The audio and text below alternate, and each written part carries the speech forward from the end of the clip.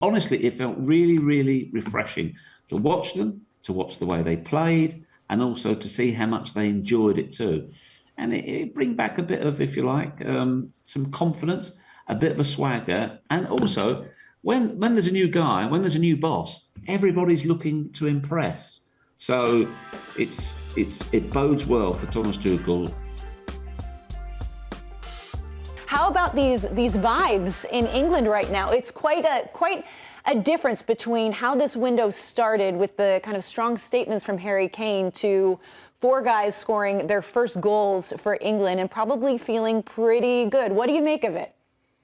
I think you're absolutely spot on. There's been a transformation of the atmosphere around the England camp. And I've got to tell you, it's a really happy camp right now. It's done wonders for the mood around England because, as you said, Harry Kane very disappointed. And to be honest with you, Harry Kane isn't somebody who normally says much that is controversial, but he made it clear he wasn't that impressed with the amount of withdrawals, inferring that those players were putting their clubs before the country. But look, it opened the door for others and they all took their chance as well. Some terrific performances.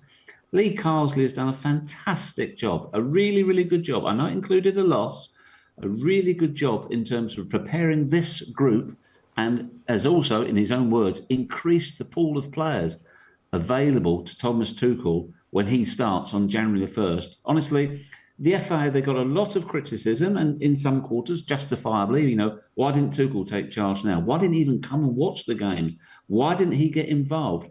But it would appear it's done no harm whatsoever. If anything, it's done a power of good. So really, really, to be honest with you, I don't really like breaks in the Premier League. I'm not a massive fan of I love international football tournaments, but it just drags when you haven't got the Premier League at the weekend. I really, really enjoyed watching England over the last couple of games.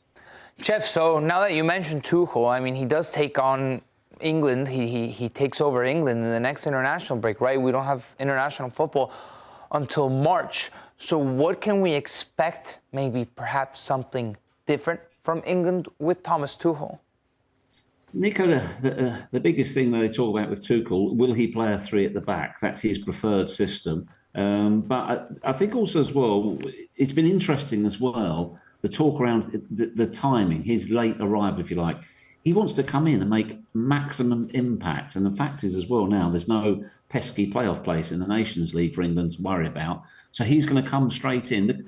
And also the amount of questions that were already on his plate. But look what we saw under Lee Carsley.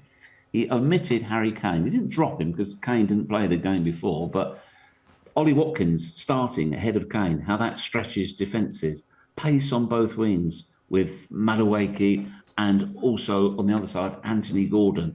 Also, Curtis Jones, him coming as well. I honestly think, Nico, and I'm not ducking your question, what we expect from Thomas Tuchel has changed over this window, if you like, over these last 6 games, because he's now got far more food for thought and he's got a lot more options and he may have seen things, for instance, playing Gallagher and Curtis Jones as the 2 kind of sat and then there was Jude Bellingham in front of them. That hadn't been tried before particularly. I mean, Curtis Jones, but scoring a goal like that, such impudence on your England debut, magnificent to see. So, look, in the nicest way, it's given him more options, but, could be more headaches as well. I also think it served a really good purpose as a buffer for the previous regime, Gareth Southgate, and Thomas Tuchel as well, because it would have been very difficult. He'd come in and made some of these decisions. There would have been a lot more noise around the England camp. The fact he's coming in afresh with some of these things having been tried, it can only help him. It really can. Because look, he had 10 withdrawals to deal with, 8 debutants. But as Sue said there, look at the 4 first-time goal scorers in one match. That has happened since the 1930s for England. So I think the interesting things are going to be around Kane and what he does with Harry Kane. He took him to Bayern Munich. He's obviously a player he admires greatly. And Harry Kane, it was interesting to see it against the Republic. He laboured in the first half, but then again, so did England. And then he produced that pass, which won the penalty. What a ball. I mean, it was through the eye of a needle, exceptional. And it just lifted the whole place. So, and one question you still have to answer as well is, okay, there was a lot of talk. Great, as I said, that too, with Bellingham just in front. Given Jude Bellingham, the undoubted talent he has, that room to roam. But there was no Palmer or Foden available. Right. So Geoff, where do they go? That's what I always say, Geoff. With absences comes opportunity. And so you see a lot of these players playing well, taking their opportunity. But when everyone comes back and everybody's available, who did enough in your mind to say, I'm still going to warrant maybe a place in that starting 11 or still major minutes? I think a lot of them, Charlie, did themselves a power of good. You know, he dropped Jordan Pickford as well. So he kind of cracked the whip too. Harry Kane having been left out, he had a point to prove as well. But what we saw in Noni Madueke, a potential alternative to Bukayo Saka on that right side. Anthony Gordon as well. He did himself a power of good. Curtis Jones, as I mentioned just now. Mark Gay in defence. Ezra Konsa did well too. Honestly, so many of them performed particularly well that the players who didn't play in the squad or who weren't available, they'll be thinking to themselves, right, I've got a battle on my hands. Charlie, you'll be aware of this. There's an old expression. It often happens with national teams. When you get a squad that does well, there comes the saying, sometimes it's harder to get out of the team than it is to get in it. As in, they play with a settled side, a settled 11, and there's a certain feeling around the team. This is completely thrown up in the air. Now, Gareth Southgate had his critics, but he did well. You know, he got to finals. He did well with England. They advanced much further into tournaments. This is now, if you like, this is a clear demarcation, if you like. This is a line in the sand from Gareth Southgate's squad to Thomas Tuchel, and Lee Carsley has done a terrific job in providing that. Geoff, when you look at some of the players, I know you've mentioned, some of the folks that have really turned it on, Curtis Jones in particular. I'm looking at Conor Gallagher, someone who had struggled to get in this side previous, has now played 2 matches in a row, looked really good against Ireland. What do you think? What do you make of him getting more opportunities going forward? Do you think he's the right fit? Yeah, well, listen, he took it as an audition, didn't he, Alexis? And he did well. He scored a goal. He can't do a lot more than that. And if you're a player, if you like, is a defensive midfield player, that's fantastic for him. Yeah, he did himself a power of good in a particular role and who he was paired with as well. So now this is a player who got hooked after 45 minutes in the Euros. And doesn't matter who you are. That's going to hurt. So this camp will have done him a power of good as well. So, Gibbs White, he was terrific as well. Rogers got a game. Gomez got playing. So many players, if watch them, to watch the way they played and also to see how much they enjoyed it too.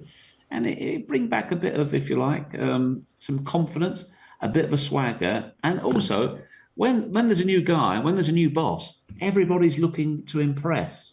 So it bodes well for Thomas Tuchel. And Lee Carsley says he hopes to meet with him, to sit down with him and hand over a dossier of his work and his recommendations. And then it's up to the new boss. But, looking from afar, he'll be delighted with what he saw. So that begs the question then, Geoff, what is the future of Lee Carsley with England? Because it seems like if they hadn't had that loss to Greece on match day 3, if he hadn't had that terribly awkward press conference afterwards, perhaps he would have been in contention to be named the full-time manager. Do you see him staying on with England in some capacity?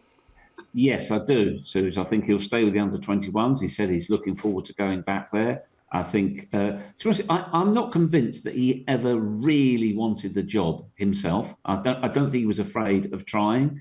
He said, I'm looking to do this job. I've been asked to do a temporary role, and then I'll go back. And the amount of players that he promoted from his under-21s to the senior squad, you could see that bond that he had with them.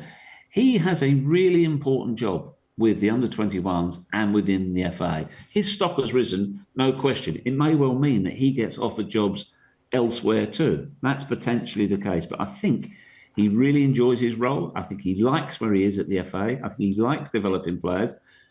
If this opportunity came again in the future, I'm not so sure that he would be as reluctant to be seen as a serious candidate for a national team or certainly for the England job. So I think it's done him a lot of good as well as the team around him. Well, Geoff, Sportsbook have England at plus 650 to win the World Cup in 2026. And I know that you're a wee bit biased, but how confident are you that England are kind of the top contenders for 2026? Look, as an England fan, you're damned if you do and you're damned if you don't, especially as a journalist as well, because I mean, the words don't even have to come out of our mouth. As soon as somebody mentions a tournament, people start singing "It's Coming Home," and that's mainly foreigners teasing us. So, I think we've got a good team. I think we've got an excellent pool of players, but tournament football is difficult, and we've seen, you talk about the top nations in the world. Other countries have the same amount of talent, no question. England have improved under Gareth Southgate. Our expectations have risen. So they've got a chance. I would never, ever say, yes, we're going to win the World Cup. Do I think they've got a chance? Of course I do. There you go. Yeah, so don't I. Yeah. Brazil at plus 600. Well played, Geoff Shreeves. Always a pleasure, Germany's my not a bad friend. shot Thank you at so much 1,000. for taking the time today.